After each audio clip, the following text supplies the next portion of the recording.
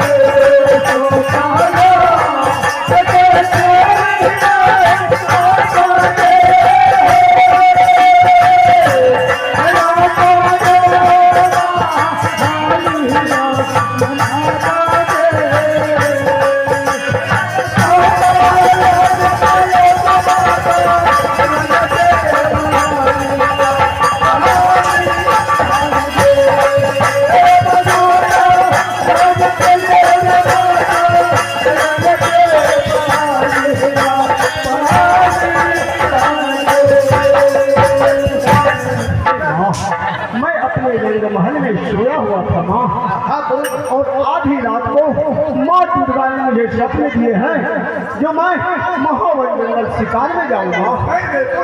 क्या बोल रहे हो? जो भी मैं बता रहा हूँ सच ही बता रहा हूँ। हाँ, शिकार का लायक नहीं हुआ, खेलने का कोई उम्र नहीं होता है माँ। राजा और महाराजा का कर्तव्य है जो महावन जंगल में शिकार करेगा। क्या बोल रहे हो? मैं तो कह रहा हूँ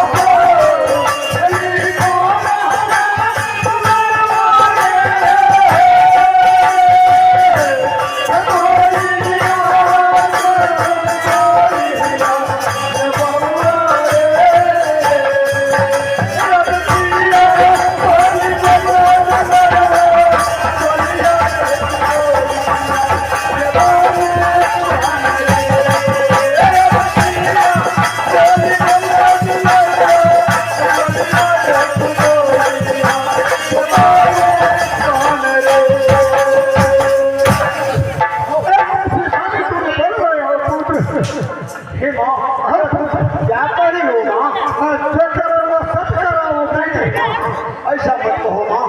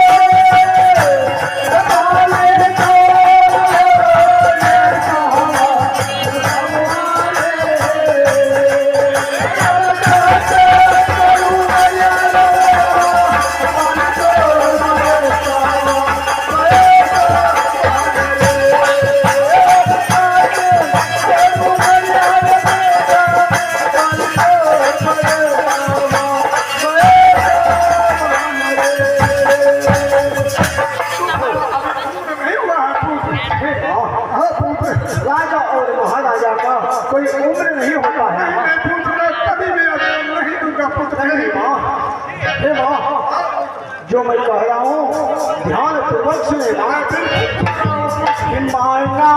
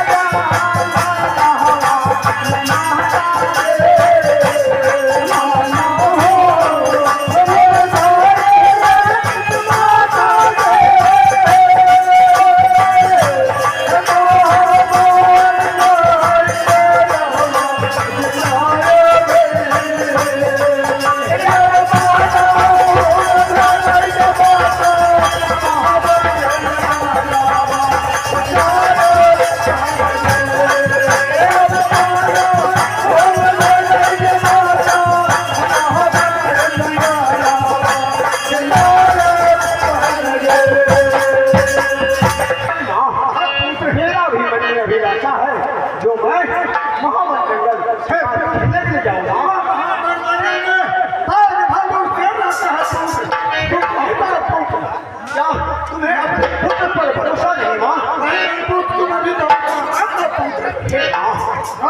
जो मैं कह रहा हूँ ध्यान पूर्वक सुने माँ।